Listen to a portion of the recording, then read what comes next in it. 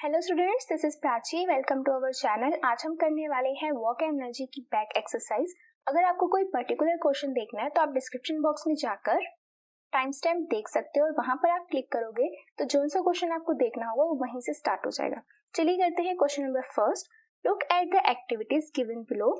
जो नीचे दी गई है उन एक्टिविटीज को देखो और चेक करो कि क्या हमें वर्क समझ में आया है या नहीं। अगर अभी तक आप लोगों ने वर्क डन क्या होता है, positive negative zero work done क्या है, वो वीडियो नहीं देखी है तो आज से जस्ट एक बार जरूर देखें, जिसका लिंक आपको आई बटन पर मिल जाएगा। चलिए स्टार्ट करते हैं कि क्या हमें समझ में आया है वर्क डन क्या है। सबसे पहला है कि Suma is swimming in a pond. जो सुमा है वो पॉन्ड में स्विम कर रही है, तो स्विमिंग कर रही है यानी कि वो फोर्स लगा रही है। जैसे वो फोर्स लगाती है वो आगे की तरफ मूव करती है, ये पॉन्ड वो लगा रही है फोर्स बैकवर्ड और बैकवर्ड फोर्स लगा रही है, मूव हो रही है फॉरवर्ड। तो यानी कि फोर्स भी लग रहा है, डिस्प्लेसमेंट भी हो रही है, तो वर्क डन हो रहा है। तो yes, work is being done.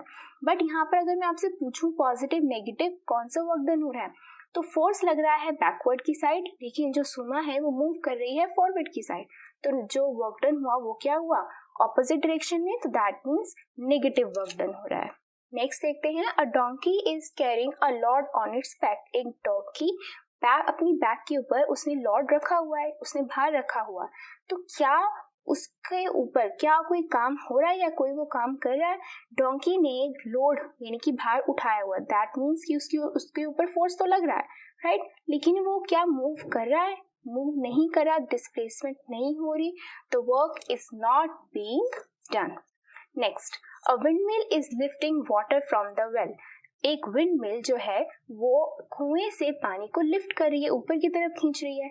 तो विंडमिल जो है वो फोर्स लगा रही है किसके ऊपर, वाटर के ऊपर, और वाटर लिफ्ट हो रहा है, यानी कि वाटर जो है उसकी डिस्प्लेसमेंट हो रही है। तो फोर्स भी लग रहा है, डिस्प्लेसमेंट भी हो रही है, तो वर्क इज बीइंग डन। अगर डन है तो बताओ पॉजिटिव या नेगेटिव। जिस डायरेक्शन में विंडमिल फोर्स लगा रही है उसी डायरेक्शन में ही वाटर आ रहा है ना, ऊपर की तरफ खींच रही है, तो पानी भी ऊपर की तरफ आ रहा है, तो कौन सा काम हो रहा है, ये positive. Next, a green plant is carrying out photosynthesis. Green plant जो है फोटोसिंथेसिस प्रोसेस कर रहे हैं। कौन सा फोर्स लग रहा है और कौन सी डिस्प्लेसमेंट, कुछ भी नहीं है, तो that means work is not being done. An engine is pulling a train. एक इंजन जो है वो ट्रेन को पुल कर रहा है। यहाँ मैं एक चीज आपको क्लियर करना चाहूंगी कि जो ट्रेन होती है, ट्रेन साइंस की लैंग्वेज में डब्बों को बोला जाता है, और उसको जो खींच रही होती है वो कौन खींच रहा होता है, उसका इंजन खींच रहा होता है। ठीक है, हमारी नॉर्मल लैंग्वेज में हम इस पूरी को ट्रेन बोलते हैं, लेकिन साइंस की लैंग्वेज में इंजन को अलग बोला जाता है और ट्रेन इन डब्बों को अलग बोला जाता है। ऐसा ही एक न्यूमेरिकल हम कर चुके हैं चैप्टर 9th में। ऐसा ही क्वेश्चन है 7, जहाँ बच्चों को बहुत प्रॉब्लम आई कि मैम ट्रेन इंजन होगा तभी तो ट्रेन पुल होगी, बट साइंस के लैंग्वेज में क्या होता है कि ट्रेन हमें किसे बोला जाता है, डब्बों को। बैक टू क्वेश्चन कि क्या जो इंजन जो है जब वो ट्रेन को पुल कर रहा है तो क्या उसके ऊपर कोई काम हो रहा है, तो यस, जो इंजन है एक तो उसके ऊपर फोर्स लगा रहा है और जिस डायरेक्शन में फोर्स लगा रहा है उसी डायरेक्शन में ट्रेन क्या है, डब्बे का क्या है, मूव कर रहे हैं।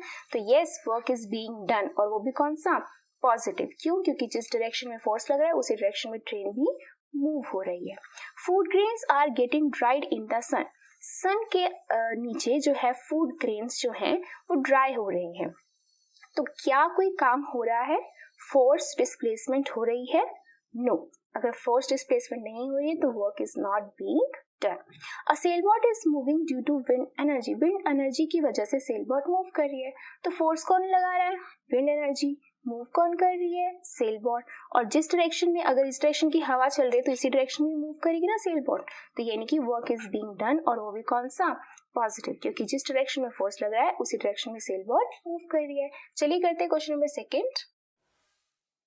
तो क्वेश्चन 2 क्या कहता है, an object thrown at a certain angle to the ground moves in a curved path and falls back to the ground. यानी कि क्या कह रहा है, कोई एक ऑब्जेक्ट आपकी स्टोन भी हो सकती है, बॉल भी हो सकती है, उसको किसी एक एंगल पर हमने फेंका। मान लीजिए ये बॉल है, इसको हमने फेंका और सर्टेन एंगल पे फेंका है, to the ground moves in a curved path, ऐसे फेंका और कर्व्ड पाथ मूव करके falls back to the ground, ground पर ही वापस नीचे गिर गई ball. The initial and the final points of the path of the object lie on the same horizontal line. Initial point ये यानी कि जहाँ से स्टार्ट किया और फाइनल पॉइंट ये जहाँ पर उसका एंड हुआ, वो दोनों के दोनों पॉइंट सेम हॉरिजॉन्टल लाइन पे फॉल किए, यानी कि ये ग्राउंड है तो ग्राउंड पर ही सेम हॉरिजॉन्टल लाइन पर ये इनिशियल पॉइंट हो गया और ये हो गया उसका final point. What is the work done by the force of gravity on the object? Force of gravity ने कितना वर्क डन किया है? तो सबसे पहले आप लोगों को पता होना चाहिए वर्क डन क्या होता है. फोर्स इनटू डिस्प्लेसमेंट, और डिस्प्लेसमेंट किस डायरेक्शन में, जिस डायरेक्शन में फोर्स लग रहा है. यहाँ हम कौन से फोर्स की बात कर रहे हैं, यहाँ हम फोर्स की बात कर रहे हैं फोर्स ऑफ ग्रेविटी की. ये फोर्स ऑफ ग्रेविटी काम करती है नीचे की तरफ, तो यानी कि ग्रेविटी की फोर्स हुई नीचे की तरफ, बट बॉल की डिस्प्लेसमेंट तो हॉरिजॉन्टली हुई है. इट मीन्स ग्रेविटी ने कोई वर्क नहीं किया, बिकॉज ग्रेविटी तो नीचे की तरफ डिस्प्लेसमेंट करती है ऑब्जेक्ट की, ना कि आगे की तरफ. तो यानी कि यहाँ पर जो ग्रेविटी ने क्या काम किया है, बिल्कुल zero work done by the force of gravity on the object. Zero work done रहेगा. नेक्स्ट क्वेश्चन करते हैं, question number 3. A battery lights a bulb, describe the energy changes involve in the process. तो जो एक battery है उसने एक bulb को जलाया. तो सबसे पहले मैं एक बार डायग्राम बना देती हूँ. यहाँ पर मान लीजिए ये एक बैटरी है, ठीक है. ये बैटरी यानी कि एक सेल हो गया इसके अंदर, ठीक है. ये इसको अगर हम साइंस की लैंग्वेज में बात करें तो हम इस तरीके से बनाते हैं बैटरी को, राइट. तो ये हो गई एक बैटरी, और यहाँ से जाने के बाद ये वायर्स में जा रही है. वायर में जाने के बाद फिर क्या हो रहा है, यहाँ पर एक बल्ब जल रहा है, ठीक है. ये इसके अंदर का फिलामेंट हो गया, राइट. तो अब यहाँ से लेकर यहाँ तक के मेरे को ना एनर्जी चेंजेस की बात करनी है. सबसे पहले अगर हम बैटरी की बात करें तो बैटरी किससे बनी हुई है, सेल से बनी हुई है. और सेल की वर्किंग आपने 8th स्टैंडर्ड में पढ़ी हुई है. उसके अंदर क्या होते हैं, डिफरेंट केमिकल्स होते हैं, तभी चार्जेस जनरेट होते हैं, तभी हम उसको क्या बनाते हैं, एक बैटरी बनाते हैं. तो यानी कि सबसे पहले बैटरी के अंदर कौन सी एनर्जी हुई, यस, सबसे पहले हुई उसके पास chemical energy, right. Okay, so chemical energy के बाद वो चार्जेस जनरेट हो गए. चार्जेस जब जनरेट हुए वो मूव करने लगे किस फॉर्म में, चार्ज के फॉर्म में, यानी कि इलेक्ट्रिसिटी की फॉर्म में. तो केमिकल एनर्जी से चेंज किसके अंदर आ गया, इलेक्ट्रिकल एनर्जी के अंदर चेंज आ गया, राइट. तो जैसे ही चार्जेस अंदर गए उसके फिलामेंट में गए, राइट. इस फिलामेंट को अंदर जाकर उन्होंने क्या किया, अच्छे से हीट अप करना शुरू करा सो दैट ये जले, ठीक है. तो यानी कि फिलामेंट को हम क्या प्रोवाइड कर रहे हैं, हीट प्रोवाइड कर रहे हैं, किसकी फॉर्म में, इलेक्ट्रिकल एनर्जी की. यानी कि इलेक्ट्रिकल एनर्जी यहाँ आके किसके अंदर कन्वर्ट हो गई, हीट एनर्जी के अंदर. तो जब ये हीटअप हो जाएगा, फिलामेंट इसका बहुत अच्छे से हीटअप हो जाएगा, उसके बाद वो क्या करने लग जाएगा, ग्लो करने लग जाएगा. तो यानी कि उसके बाद फिर ये क्या प्रोड्यूस करेगा, लाइट. यानी कि हीट एनर्जी के बाद क्या आ जाएगी आपके पास, लाइट एनर्जी. तो ये है चेंजेस जो एक बैटरी से बल्ब जब जल रहा होता है तो ये चेंजेस इसके अंदर होते हैं. तो चलिए करते हैं नेक्स्ट क्वेश्चन, क्वेश्चन नंबर 4. तो चलिए करते हैं question number 4. Certain force acting on 20 kg mass changes its velocity from 5 meter per second to 2 meter per second. Calculate the work done by the force. कोई एक मास है जिसका कोई एक ऑब्जेक्ट है जिसका मास है 20 kg. वो उसकी जो पहली वेलोसिटी थी ना, वो वेलोसिटी थी 5 मीटर पर सेकेंड. जब उसके ऊपर फोर्स लगाया गया तो वो ऑब्जेक्ट अब किस वेलोसिटी से मूव करने लग गया, 2 मीटर पर सेकेंड की वेलोसिटी से मूव करने लग गया. तो हमने बताना है calculate the work done by the force. जो उसके ऊपर फोर्स लगाया गया है उसने कितना काम किया है. तो हमें पता है वर्क डन का कोई कनेक्शन नहीं होता वेलोसिटी के साथ, राइट. लेकिन हमें इतना जरूर पता है कि अगर किसी ऑब्जेक्ट के ऊपर फोर्स लगाया गया है, उसके ऊपर काम किया गया है, तो वो ऑब्जेक्ट के अंदर क्या आ जाती है, एनर्जी आ जाती है. अगर कोई ऑब्जेक्ट रुका हुआ है, उसको पीछे से हमने धक्का लगाया, ठीक है, हमने उसके ऊपर काम किया है और वो ऑब्जेक्ट आपका मूव करने लग गया, तो वो जो वर्क डन है वो किसके अंदर चेंज हो जाता है, काइनेटिक एनर्जी के अंदर चेंज हो जाता है. यानी कि उसके अंदर एनर्जी आ जाती है और वो ऑब्जेक्ट अगर मूव कर रहा होता है तो उस एनर्जी को हम बोलते हैं काइनेटिक एनर्जी बोलते हैं. तो यानी कि उसके पास पहले इतनी एनर्जी ऑलरेडी थी, ठीक है, हमने उसके ऊपर फोर्स लगाया तो उसकी एनर्जी इतनी हो गई। अब ध्यान से देखिए, यहाँ पहले हाई वेलोसिटी से मूव कर रहा था, फिर उसकी वेलोसिटी क्या होगी, कम होगी, यानी कि हमारे ऑब्जेक्ट के ऊपर फोर्स जो लगा है वो ऑपोजिट डायरेक्शन में लगा है, तभी उसकी वेलोसिटी क्या हो गई है, कम हो गई है। तो हम क्या लिखेंगे यहाँ पर, हम यहाँ पर सबसे पहले ये हो गया आपके पास इनिशियल वेलोसिटी, ये हो गया आपके पास फाइनल वेलोसिटी। तो हम सबसे पहले इसकी इनिशियल एनर्जी निकालेंगे, फिर इसकी फाइनल एनर्जी निकालेंगे। उसके बाद हमें पता है कि कितना काम किया गया इस ऑब्जेक्ट के ऊपर ताकि उसकी एनर्जी, उसकी वेलोसिटी कम हो जाए। तो हम क्या लिखेंगे, final energy minus initial energy. तो work done is equal to change in energy, final kinetic energy minus initial kinetic energy. तो फाइनल का क्या फॉर्मूला होता है, half M we square, initial का हाफ एम यू स्क्वायर। तो half M common, V square minus U square. Half M कितना है 20 kg, we कितना है आपके पास 2 का स्क्वायर माइनस यू कितना है 5 का स्क्वायर। तो इससे कैंसिल, ये हो गया 10, ये हो गया 4, ये हो गया -25, ये हो गया 10, ये हो गया -21, -210 जूल। ये आ गया, इतना काम किया गया, इतना फोर्स लगाया गया इस डायरेक्शन में। माइनस का मतलब क्या है कि फोर्स जो लग रहा है वो ऑपोजिट डायरेक्शन में लग रहा है, तभी आपका जो ऑब्जेक्ट है उसकी वेलोसिटी, उसकी एनर्जी क्या हुई है, कम हुई है। So this is your answer. Next question करते हैं, question number 5th। A mass of 10 kg is at a point A on a table. It is moved to a point B. If the line joining A, B is horizontal, what is the work done on the object by gravitational force? Explain. सबसे पहले एक table बना लेते हैं। ये एक table है, ये एक मास, एक ऑब्जेक्ट जिसका मास है 10 kg, ये पॉइंट A से मूव किया पॉइंट B की तरफ। ठीक है, ये पॉइंट बी की तरफ, यही होती है हॉरिजॉन्टल लाइन। ठीक है, हमने इसको यहाँ से यहाँ तक इसको मूव कर दिया। हमें बताना है कि ग्रेविटी ने इसके ऊपर कितना फोर्स किया है। तो जो ग्रेविटी होती है वो हमेशा इस तरफ लग रही होती है, नीचे की तरफ होती है। तो हमें पता है वर्क डन क्या होता है, work done is equal to force into displacement. जिस डायरेक्शन में फोर्स हो उसी डायरेक्शन में अगर डिस्प्लेसमेंट होती है तो हम कहते हैं हाँ जी वर्क डन हुआ है। तो यहाँ फोर्स हमें बताना है कि ग्रेविटी ने कितना फोर्स किया। ग्रेविटी तो नीचे की तरफ लगा रही है फोर्स।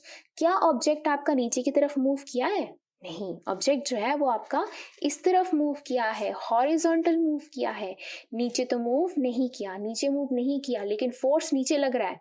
दैट मीन्स यहाँ पर वर्क डन क्या होगा, zero work done by gravitational force. क्यों? क्योंकि जो आपकी ग्रेविटी है, gravitational force is downward but there is no displacement in downward direction, that's why the work done by gravitational force is zero. चलिए करते हैं question number 6th।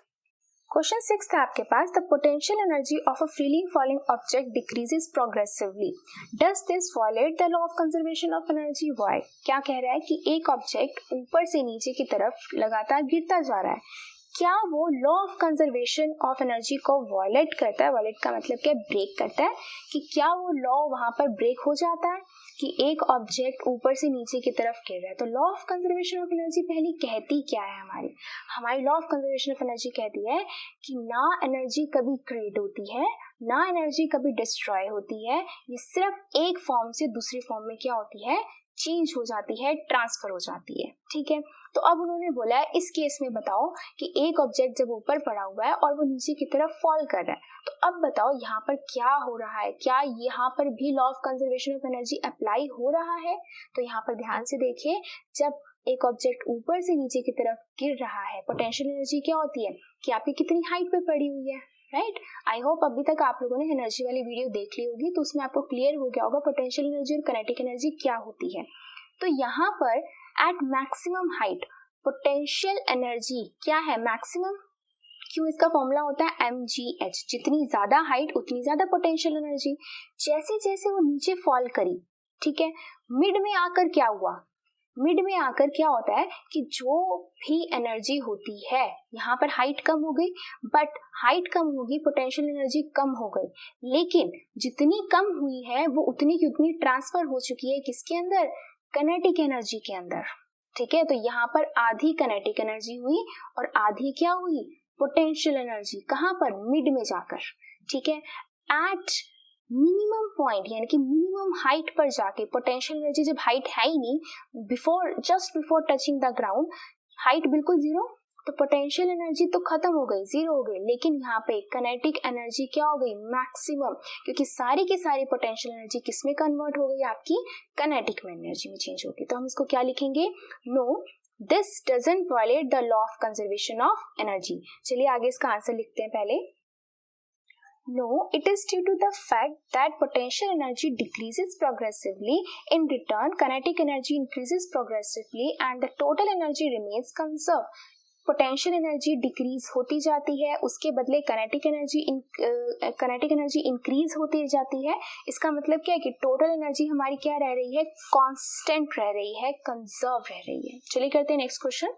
What are the various energy transformations that occur when you riding a bicycle? जब आप एक bicycle चला रहे हो तो सबसे पहले बाइसिकल चलाने से पहले आपकी मसल्स यूज होंगी, क्योंकि आपने उसको क्या करना है, उसको पैडल लगाना है। दैट मीन्स सबसे पहले आपकी मस्कुलर एनर्जी यूज हो गई, muscular energy. Okay, muscular energy से आप बाइसिकल चला रहे हो, बाइसाइकिल चलाते चलाते वो बाइसिकल मूव भी करेगी। जहां पर भी मोशन आ जाता है तो वहां कौन सी एनर्जी की बात करते हैं हम, काइनेटिक एनर्जी की। तो मस्कुलर एनर्जी टू चेंज हो जाएगी काइनेटिक एनर्जी। ओके, अब जब बाइसिकल चल रही है तो उसके टायर्स में क्या होती है, रोड पर उसके टायर्स में क्या लगेगी, फ्रिक्शन। ठीक है, फ्रिक्शन है, फ्रिक्शन क्या कॉज करती है, टायर्स गर्म हो जाते हैं, हीट प्रोड्यूस करती है, तो kinetic energy will change to heat energy. Heat क्यों आई है, due to friction between the tyres and the road. So next question is, does the transfer of energy takes place when you push a huge rock with all your might and fail to move? Where is the energy you spend going? मतलब क्या है, एक बड़ी सी rock को, एक बड़े से पत्थर को आप पुश कर रहे हो। ठीक है, वो पत्थर जो है वो मूव नहीं कर रहा, तो आप तो उसके ऊपर काम कर रहे हो ना, आप तो एनर्जी लगा रहे हो, लेकिन आपकी एनर्जी जा कहाँ रही है, क्योंकि वो तो मूव नहीं कर रहा, तो कहाँ जा रही है आपकी सारी की सारी एनर्जी। जब आप इसको पुश कर रहे हो तो आपकी कौन सी एनर्जी लग रही है, मसल्स यूज हो रहे हैं, तो यानी कि आपकी मस्कुलर एनर्जी लग रही है। तो मस्कुलर एनर्जी कहाँ जा रही है आपकी सारी की सारी। अब देखो, आप थोड़ी देर तक इसको पुश करते रहोगे, ये हिलेगी नहीं, लेकिन आपको पसीने जरूर आने लग जाएंगे, राइट। तो आपके अंदर क्या प्रोड्यूस हो रही है, हीट प्रोड्यूस हो रही है। तो muscular energy is changing to heat energy. वो सारी की सारी किसमें कन्वर्ट हो रही है, हीट एनर्जी में चेंज हो रही है। ओके, चलिए करते हैं next question. A certain household has consumed 250 units of energy. जो एनर्जी है कितनी लग रही है एक घर के अंदर, 250 यूनिट्स लग रहे हैं। ठीक है, एक मंथ के अंदर, during a month. How much energy is this in joules. आपको ये देखो, ध्यान से देखिए, ये जो यूनिट्स होते हैं ये कौन सी यूनिट होती है, कॉमर्शियल यूनिट ऑफ एनर्जी होती है, राइट। अगर अभी तक आप लोगों ने लास्ट वीडियो पावर, उसकी एसआई यूनिट और कमर्शियल यूनिट ऑफ एनर्जी, ये सारा का सारा एक ही वीडियो में कवर है। अगर अभी तक आप लोगों ने वो वीडियो नहीं देखा है तो आई सजेस्ट एक बार जरूर देखिए, जिसका लिंक आपको आई बटन पर मिल जाएगा। तो यहाँ पर हमें बोला गया है कि उसको जूल्स में कन्वर्ट करो। कमर्शियल यूनिट ऑफ एनर्जी होती है किलोवाट आवर, जिसे हम बोलते हैं 1 यूनिट, और जो एसआई यूनिट होती है एनर्जी की वो होती है जूल्स। तो हमें कन्वर्ट करना है 1 यूनिट को जूल्स के अंदर। अगर मैं आपको बताऊं तो हमने ये फॉर्मूला डिराइव किया हुआ है, 1 unit is equal to 3.6 into 10⁻⁶ joules होते हैं। ये एक कनेक्शन होता है कि एक यूनिट में इतनी जूल्स होती हैं। अगर एक यूनिट में इतनी जूल्स हैं तो 250 यूनिट्स में कितनी जूल्स होंगी, हम सीधा सीधा इसको क्या करेंगे, मल्टीप्लाई। तो E equals to 250 into 3.6 into 10⁻⁶, और सबको मल्टीप्लाई करके क्या आएगा, जूल्स। तो इसका पॉइंट हटाते हैं, 10, 0 से 0 cancel, 25 multiply 36 is 900 into 10⁻6 joule, और हम इसको क्या लिख सकते हैं, 9 इंटू ये 2 0 ऊपर चले जाएंगे, 10 की power 8 joule. So this is your answer. चलिए करते हैं next question. An object of mass 40 kg is raised to a height of 5 metre. एक ऑब्जेक्ट जिसका मास है 40 kg, उसको हमने कहाँ लेकर गए, 5 मीटर की हाइट पर हम लेकर गए। मेरा ऑब्जेक्ट 40 kg का, उसको हम 5 मीटर की हाइट पे हम लेकर गए। हमने उसकी सबसे पहले पोटेंशियल एनर्जी बतानी है, तो पहले यहाँ तक क्वेश्चन कर लेते हैं। मास है आपके पास 40 kg, हाइट है आपके पास 5 मीटर, और बोला है जी लेना है आपको 10, तो G इज 10 मीटर पर सेकेंड स्क्वायर। तो पोटेंशियल एनर्जी का फॉर्मूला क्या होता है, EP इक्वल्स टू mgh। तो मास 40, ये लेना है 10, हाइट है आपके पास 5, तो ये टोटल हो गया 2000, और ऐसे unit of energy is joule. तो 2000 जूल की इसके पास एनर्जी है। आगे बढ़ते हैं question. If the object is allowed to fall, अगर उस ऑब्जेक्ट को हम नीचे गिराते हैं, find its kinetic energy when it is halfway down. Halfway down यानी कि बिल्कुल सेंटर में आके उसकी काइनेटिक एनर्जी कितनी होगी। हमने अभी अभी पढ़ा था, जब कोई ऑब्जेक्ट ऊपर होता है तो वहां पर potential energy maximum, kinetic energy 0। जब बिल्कुल नीचे होता है, हाइट खत्म, potential energy 0 but kinetic energy is maximum. But at mid centre में, हाफ वे में, हाफ काइनेटिक एनर्जी होती है और हाफ ही पोटेंशियल एनर्जी होती है। यानी कि जितनी यहाँ पर एनर्जी है उसकी यहाँ पर आधी किसमें कन्वर्ट हो चुकी है, काइनेटिक में कन्वर्ट हो चुकी है। तो हम लिखेंगे kinetic energy halfway down is equal to half of the potential energy, right. कि जितनी ऊपर थी उतनी आधी एनर्जी जो है वो किसमें कन्वर्ट हो चुकी है, काइनेटिक में। तो हाफ पोटेंशियल एनर्जी कितनी थी, 2000, कैंसिल, कितना आ गया, 1000 जूल्स। ये आ गई आपके पास काइनेटिक एनर्जी सेंटर में आके, बिल्कुल हाफ में आकर। चलिए करते हैं नेक्स्ट क्वेश्चन। नेक्स्ट क्वेश्चन क्या कहता है, what is the work done by the force of the gravity on a satellite moving round the earth. ये अर्थ, इसके आसपास कौन मूव कर रही है, सैटेलाइट मूव कर रही है। अब यहाँ पर इसके ऊपर ग्रेविटेशनल फोर्स तो लग रहा है, राइट। तो हमें बताना है कितना वर्क डन हो रहा है। यहाँ पर देखो, जब कभी भी कोई अर्थ किसी चीज को अपनी तरफ खींचती है तो उसे हम बोलते हैं कौन सा फोर्स लग रहा है, ग्रेविटेशनल फोर्स लग रहा है, ठीक है।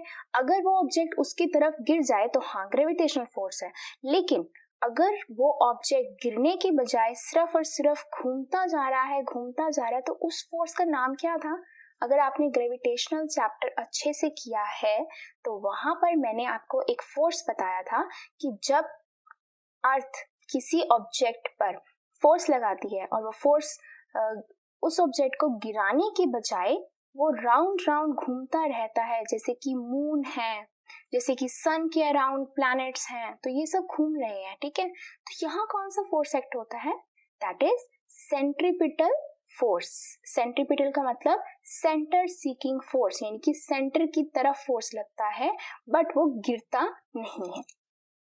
तो क्या लिखेंगे, the force of gravity supplies centripetal force on the satellite. जो फोर्स ऑफ ग्रेविटी है वो कौन सा फोर्स अप्लाई कर रही है उसके ऊपर, सेंट्रीपिटल फोर्स अप्लाई करी। हमें बताना है वर्क डन कितना हो रहा है, ठीक है। तो वर्क डन क्या होता है, फोर्स लग रहा है और डिस्प्लेसमेंट हो रही है टूवर्ड्स द फोर्स। दोबारा सुनिए, फोर्स लग रहा है और डिस्प्लेसमेंट हो रही है उस ऑब्जेक्ट की टूवर्ड्स द फोर्स। तो यहाँ तो फोर्स यहाँ की तरफ लग रहा है, राइट। क्या डिस्प्लेसमेंट इस सैटेलाइट की अर्थ की तरफ हो रही है, नो। कहाँ हो रही है, राउंड राउंड हो रही है, अर्थ की तरफ नहीं हो रही। तो वर्क डन कितना होगा, 0। तो क्या लिखेंगे, work done is 0। Force and displacement are perpendicular to each other. जो फोर्स है, डिस्प्लेसमेंट है, आपस में परपेंडिकुलर है। ये फोर्स, ये डिस्प्लेसमेंट, ये आपस में क्या है, परपेंडिकुलर है, जिसकी वजह से वर्क डन जो है वो क्या है, जीरो है। क्यों? क्योंकि अगर फोर्स अगर यहाँ की तरफ लग रहा है तो डिस्प्लेसमेंट भी इधर होनी चाहिए, बट डिस्प्लेसमेंट उसके यहाँ ना होकर क्या है, उसके परपेंडिकुलर है, तो वर्क डन क्या हो गया, जीरो। नेक्स्ट क्वेश्चन क्या कहता है, can there be displacement of an object in the absence of any force acting on it. एक ऑब्जेक्ट, इसके ऊपर कोई भी फोर्स नहीं लग रहा, तो क्या इसकी डिस्प्लेसमेंट हो सकती है? इसका आंसर क्या होगा? इसका आंसर है यस। हाउ? अगर मान लीजिए ये ऑब्जेक्ट पहले से ही मूव कर रहा है, तो अगर कोई ऑब्जेक्ट मूव कर रहा है पहले से ही, तो वो चलता रहेगा। कौन सा लॉ होता है ये? हमने पढ़ा हुआ है 9th चैप्टर में, this is Newton's first law of motion. क्या कहता है वो? If an object is moving it continues to be in the state of motion, कि वो मोशन की ही स्टेट में रहेगा।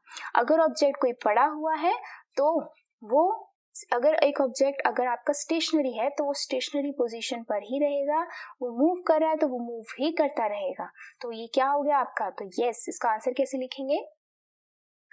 Yes, if an object is initially in motion, अगर वो शुरू से ही मोशन में है तो वो मोशन में ही रहेगा, it will continue to be in motion along straight line। तो कंडीशन क्या आनी चाहिए कि वो क्या हो, स्ट्रेट लाइन में हो। Thus the object displaces from its position, यानी कि फिर आप कह सकते हो कि जो आपका ऑब्जेक्ट है वो अपनी पोजीशन से क्या कर गया, डिस्प्लेस कर गया। चलिए करते हैं नेक्स्ट क्वेश्चन। क्वेश्चन नेक्स्ट क्या कहता है, a person holds a bundle of hay over his head for 30 minutes and get tired, has he done some work or not. एक पर्सन जिसने क्या है, सूखी घास का बंडल अपने सिर पर उठाया हुआ है आधे घंटे से, 30 मिनट्स आधे घंटे से, और वो थक गया, क्या उसने कोई काम किया है या नहीं?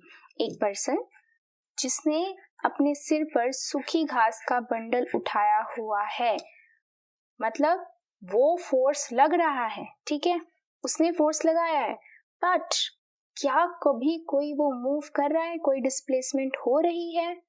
नो, कोई भी डिस्प्लेसमेंट नहीं हो रही है। वर्क डन का फॉर्मूला क्या होता है, फोर्स इनटू डिस्प्लेसमेंट। अगर डिस्प्लेसमेंट ही जीरो है तो वर्क डन क्या है, जीरो। तो आप इसका आंसर क्या लिखोगे? Person is applying force for holding the bundle of hay. Person जो है उस फोर्स लगा रहा है इस बंडल को पकड़ने के लिए, लेकिन कोई भी डिस्प्लेसमेंट नहीं है, जिसकी वजह से जो वर्क डन है वो क्या है, जीरो। नेक्स्ट क्वेश्चन क्या कहता है, an electric heater is rated 1500 what, is rated 1500 what. यहाँ से हमें नहीं पता चला कि एनर्जी है, पावर है, वर्क डन है, क्या है, लेकिन यस हम क्या कह सकते हैं, हम इसकी एसआई यूनिट देखो और पता करो ये क्या है। वॉट किसकी ऐसी यूनिट होती है, पावर की। तो हमें इलेक्ट्रिक हीटर की पावर दी हुई है कितनी, 1500 वॉट। हाउ मच एनर्जी, हमें एनर्जी निकालनी है, कितनी एनर्जी लगेगी, इसको 10 घंटे यूज करते रहे हम, तो टाइम है आपके पास 10 आवर्स। तो आपको पता है कि पावर का फॉर्मूला क्या होता है, एनर्जी बाय टाइम। पावर आपको दे रखी है 1500, एनर्जी आपको निकालनी है, टाइम है आपके पास 10, क्रॉस मल्टीप्लाई कर दिया तो 15,000 क्या आ चुकी है आपके पास एनर्जी। अब यहाँ पर एक चीज देखिए, यहाँ पर आप जूल नहीं लगाओगे, आपको पता है कि एनर्जी की ऐसा यूनिट क्या होती है, जूल होती है, लेकिन आप यहाँ जूल नहीं लगाओगे। क्यों? क्योंकि आप पावर की देखो, पावर की वॉट है, टाइम की आर है, तो यहाँ क्या होगा, वॉट आर, यानी कि यहाँ पर लगेगी कॉमर्शियल यूनिट। कॉमर्शियल यूनिट क्या होती है, किलो वॉट आर होती है। तो यानी कि मुझे इसको किलो वॉट आर में कन्वर्ट करना है। कैसे करते हैं, किलो में डिवाइड बाय 1000, तो ये क्या हो जाएगा, 15 किलो, किलो लग गया, वॉट आर तो ऑलरेडी था ही वो, तो दिस इज योर आंसर। चलिए करते हैं नेक्स्ट क्वेश्चन। क्वेश्चन 15 क्या कहता है, थोड़ा इंपॉर्टेंट है, ध्यान से देखेंगे। Illustrate the law of conservation of energy by discussing the energy changes which occur when we draw a pendulum bob to one side and allow to oscillate. Why does the bob eventually, पहले यहाँ तक करते हैं। एक हमने ये एक pendulum मैंने ड्रॉ कर लिया है, ये उसका बॉब है। मान लीजिए ये पाथ कवर करता है, यहाँ से लेकर यहाँ तक मूव करता है। ये मान लिया मैंने पॉइंट ए, ये पॉइंट मान लिया बी, और ये मिड वाला पॉइंट मान लिया मैंने पी, ठीक है। तो यहाँ पर ये रुका है, ये यहाँ से यहाँ तक मूव करता है, ठीक है, ये पूरा का पूरा रास्ता है। हमें इस पूरे में बताना है कि law of conservation of energy कैसे रहती है। इनकी law of conservation of energy का मतलब क्या है कि एनर्जी ना डिस्ट्रॉय हो रही है ना क्रिएट हो रही है, बस चेंज हो रही है। अब हमें यहाँ पर एनर्जी चेंजेस बताने हैं, कौन सी एनर्जी कहाँ पर चेंज हो रही है। उसके बाद पहले यहाँ तक ही बताना है, फिर हम यहाँ से आगे पढ़ेंगे कि क्या होगा जब ये रुक जाएगी, एनर्जी कहाँ जाएगी। जो पहले हम यहाँ तक बात करते हैं, ठीक है। तो देखिए, मान लो ये हो गया बिल्कुल मिड, ये है क्या, ग्राउंड लेवल, ठीक है। तो सबसे पहले मान लिया मैंने यहाँ पर है, ये यहाँ से यहाँ गया, P to B गया सबसे पहले, ठीक है। तो शुरू करते हैं पॉइंट B से, ठीक है। तो एट पॉइंट B पर क्या है, पॉइंट B पर जो हाइट है वो क्या है, मैक्सिमम। जहां हाइट मैक्सिमम होती है, यहां मैं लिख देती हूँ, पोटेंशियल एनर्जी का फॉर्मूला होता है mgh और काइनेटिक एनर्जी का फॉर्मूला होता है हाफ mv², ठीक है। तो जिसकी हाइट ज्यादा वहां पर पोटेंशियल एनर्जी ज्यादा होगी, जहां हाइट कम और वहां का क्या इंक्रीज हो जाएगी, वेलोसिटी इंक्रीज हो जाएगी, तो वहां पर आपकी काइनेटिक एनर्जी ज्यादा हो जाएगी। तो एट पॉइंट बी हाइट क्या है, मैक्सिमम है, तो यहाँ पर पोटेंशियल एनर्जी मैक्सिमम है और काइनेटिक एनर्जी क्या है, 0 है, राइट। अब B से P की तरफ आते हैं। सबसे पहले हमने यहाँ से शुरू माना है कि यहाँ पर बॉब पड़ा हुआ है, तो यहाँ पर बॉब है तो मैक्सिमम होगी height, potential energy maximum, kinetic energy 0। अब उसको यहाँ से यहाँ तक आना है, तो क्या लिखेंगे, B to P। B point से P पॉइंट पर आते आते हाइट क्या हो रही है, देखो हर पॉइंट पे हाइट कम होती जा रही है, तो पोटेंशियल एनर्जी किस में कन्वर्ट होती जा रही है, काइनेटिक में, क्योंकि वो मूव भी कर रहा है, राइट। वो मूव भी कर रहा है तो उसकी वेलोसिटी इंक्रीज हो रही है जैसे जैसे हाइट डिक्रीज हो रही है। तो from B to P potential energy decreases and kinetic energy increases, potential energy decreases, kinetic energy increases, right. अब एट पॉइंट P पॉइंट पर H क्या हो गया, 0। हाइट नहीं है बिल्कुल भी, बिल्कुल ग्राउंड से टच है, तो हाइट हो गई 0, पोटेंशियल एनर्जी हो गई 0 और काइनेटिक एनर्जी हो गई आपकी maximum. Kinetic energy maximum, potential energy 0। यहाँ मैं सिंबल्स यूज कर रही हूँ, आपने प्रॉपर लिखना है, मैक्सिमम 0, डिक्रीजेस, इंक्रीजेस, इस तरह से लिखना है। अब यहाँ तो आ गया, अब नेक्स्ट पॉइंट है, अब ये यहाँ से यहाँ तक जाएगा, ठीक है। यहाँ से यहाँ तक जाएगा तो P to A जब जा रहा है तो जो हाइट है वो क्या कर रही है, इंक्रीज कर रही है। तो यहाँ से यहाँ तक तो किसी न किसी वेलोसिटी से जा रहे हैं ना, तो काइनेटिक एनर्जी जो है वो कम हो रही है, लेकिन पोटेंशियल एनर्जी बढ़ रही है। क्यों, क्योंकि जैसे जैसे आपकी हाइट बढ़ रही है तो kinetic energy changes to potential energy, kinetic energy decreases, potential energy increases. Similarly अगर मैं आपसे पूछूं अब A to P बताओ, at maximum point A potential energy is maximum, तो potential energy changes to kinetic, potential decreases, kinetic increases at this point, kinetic energy is maximum, potential energy is 0, again P to B जाते जाते क्या हो जाएगा, potential energy increases, kinetic energy decreases। तो यहाँ आप देख सकते हो एनर्जी ना ही क्रिएट हो रही है ना डिस्ट्रॉय हो रही है, वो कंजर्व रह रही है। सारे पॉइंट्स में क्या रह रही है, एनर्जी कंजर्व रह रही है। तो this is your law of conservation of energy. तो यहाँ तक आ गया, आगे बढ़ते हैं। Why does the bob eventually come to rest. अब धीरे धीरे करते हुए एक टाइम ऐसा भी आएगा जब ये बॉब बिल्कुल रेस्ट पे आ जाएगा, इसी पोजीशन पे आ जाएगा। ऐसा क्यों और क्या होगा तब जब इसकी एनर्जी को क्या होगा जब ये रेस्ट पे आ जाएगा, क्या ये ब्रेक करता है law of conservation of energy को? चलिए इसका आंसर करते हैं। The bob eventually comes to rest on account of air resistance, यानी कि जैसे बॉब यहाँ से घूमता रहेगा, एक ऐसा टाइम आएगा जब वो इवेंचुअली स्टॉप कर जाएगा। वो स्टॉप क्यों कर रहा है? क्योंकि वहां पर क्या आ चुका है, air resistance. What is air resistance? Air resistance का मतलब होता है जब एयर आपके ऊपर फोर्स लगाती है, जैसे कि पहले अभी हमने पढ़ा हुआ है ग्रेविटी चैप्टर में कि जब हम कोई ऊपर से ऑब्जेक्ट नीचे की तरफ फेंकते हैं तो उसके ऊपर एयर रेजिस्टेंस वर्क कर रहा होता है। जैसे कि अगर हम कोई पेपर नीचे फेंकते हैं तो वो पेपर ऐसा लहराता हुआ नीचे जाता है, ठीक है, तो वो होता है एयर रेजिस्टेंस। जब एयर रोक रही होती है आपके मोशन को, तो अभी ये जो बॉब है ये एयर के अंदर मूव कर रहा है, तो यानी कि इसके ऊपर डेफिनेटली एयर रेजिस्टेंस लग रहा है। तो जो ऐसा पॉइंट आया जब आके ये रुक गया, तो वहां पर क्यों रुका है वो? क्योंकि एयर ने उसको क्या किया है, रोका है उसकी मोशन के लिए। This is air resistance. और उसकी सारी की सारी एनर्जी कहाँ कन्वर्ट होगी? जैसे ही रुका, आपने देखा होगा कि वो बॉब क्या हो जाता है, जब कोई मशीनरी चल रही होती है वो थोड़ी देर में क्या हो जाती है, गर्म हो जाती है। तो सारी की सारी एनर्जी किस में कन्वर्ट हो गई? उसकी हीट एनर्जी में। तो ये था आपका क्वेश्चन 15। चलिए करते हैं नेक्स्ट क्वेश्चन। तो क्वेश्चन 16 क्या कहता है? An object of mass m is moving with a constant velocity v. How much work should be done on the object in order to bring the object to rest? यानी कि ये एक object है जो move कर रहा था, कितनी वेलोसिटी से? v वेलोसिटी से मूव कर रहा था, इतनी वेलोसिटी से मूव कर रहा था। इसका मास कितना है? m है। ये ऑलरेडी इस वेलोसिटी से मूव कर रहा है, ठीक है। तो अब आपको बताना है कि कितना ऑब्जेक्ट के ऊपर वर्क किया जाए ताकि ये ऑब्जेक्ट जो है वो रुक जाए, यानी कि इसकी वेलोसिटी क्या हो जाए? 0 हो जाए।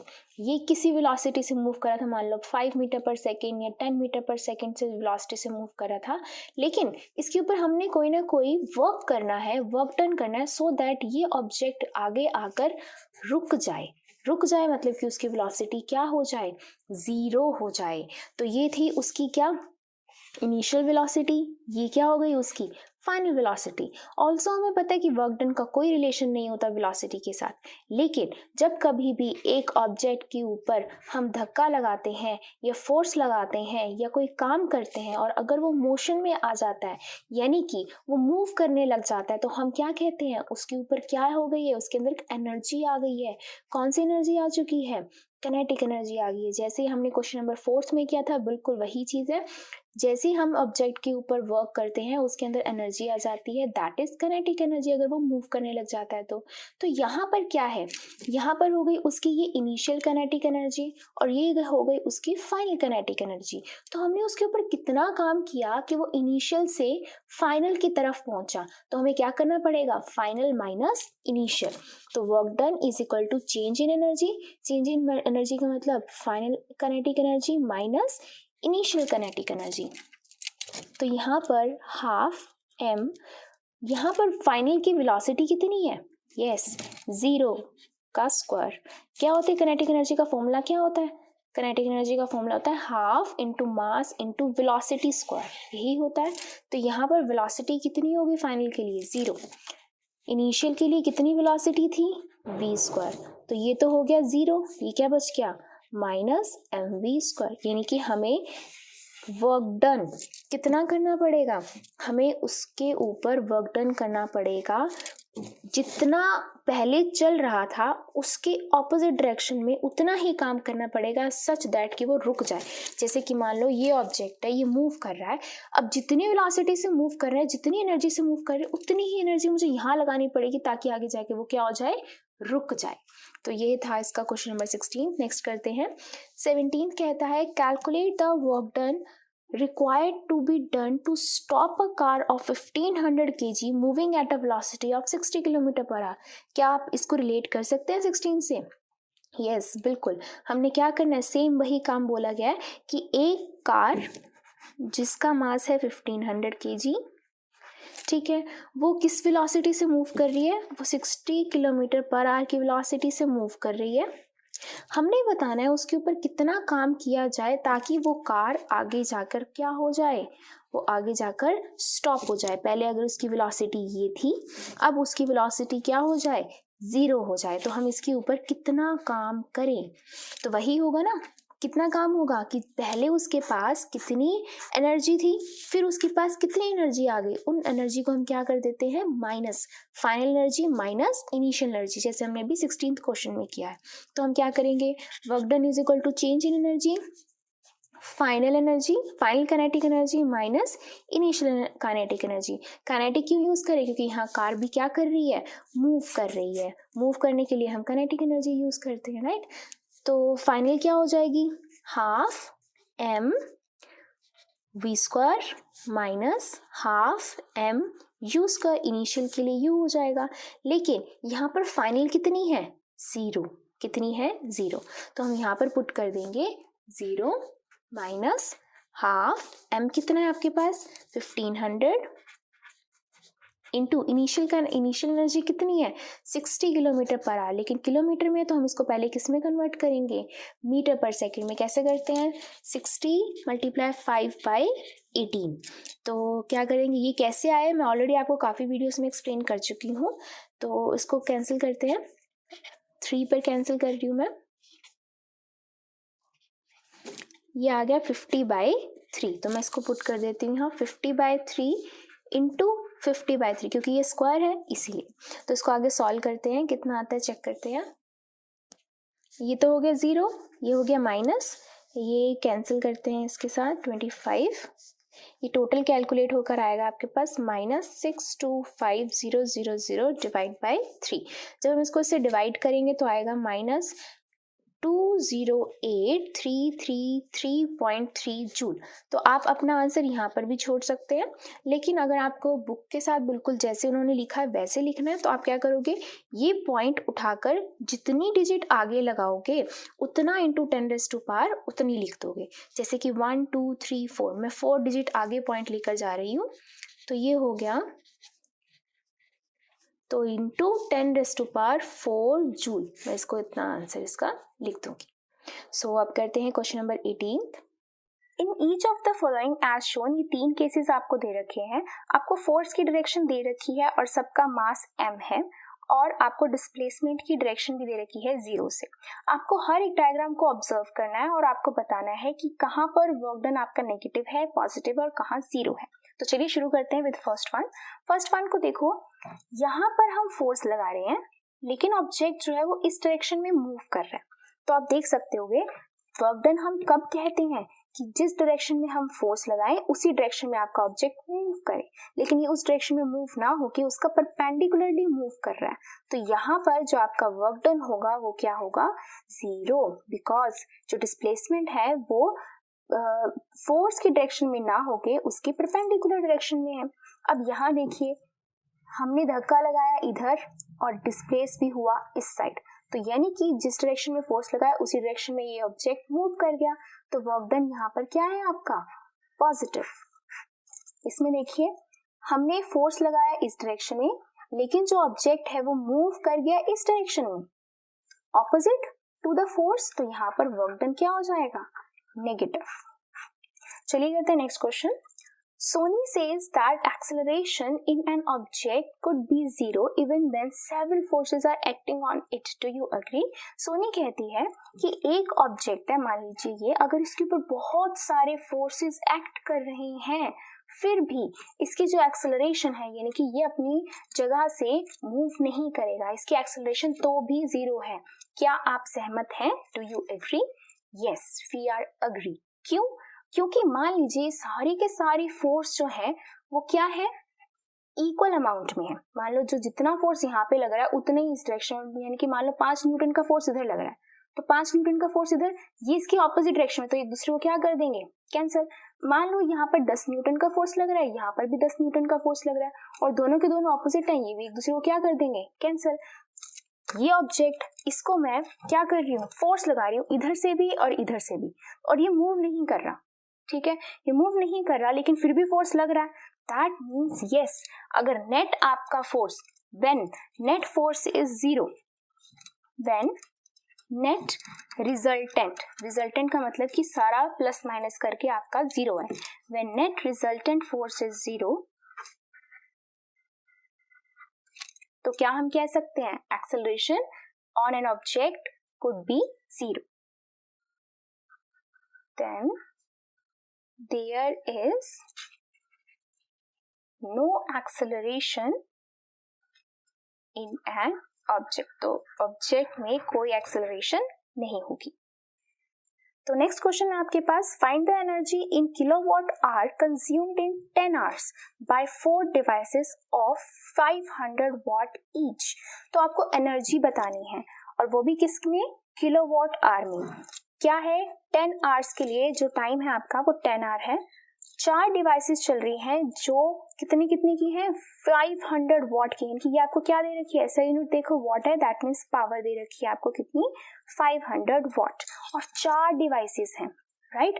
एनर्जी बतानी है तो सबसे पहले हम पावर जो है वो सबकी निकाल लें। पावर कितनी है, सबकी पावर है पावर ऑफ ऑल 4 डिवाइसेस। तो 4 मल्टीप्लाई पावर ऑफ 1 डिवाइस, तो ये हो गया आपके पास 2000 वाट। तो ये होगी पावर सबकी। अब निकालनी है आपको एनर्जी। तो पावर का फॉर्मूला क्या होता है, power equal to energy by time. Power है आपके पास 2000, एनर्जी आपने निकालनी है, टाइम है आपके पास 10, क्रॉस मल्टीप्लाई,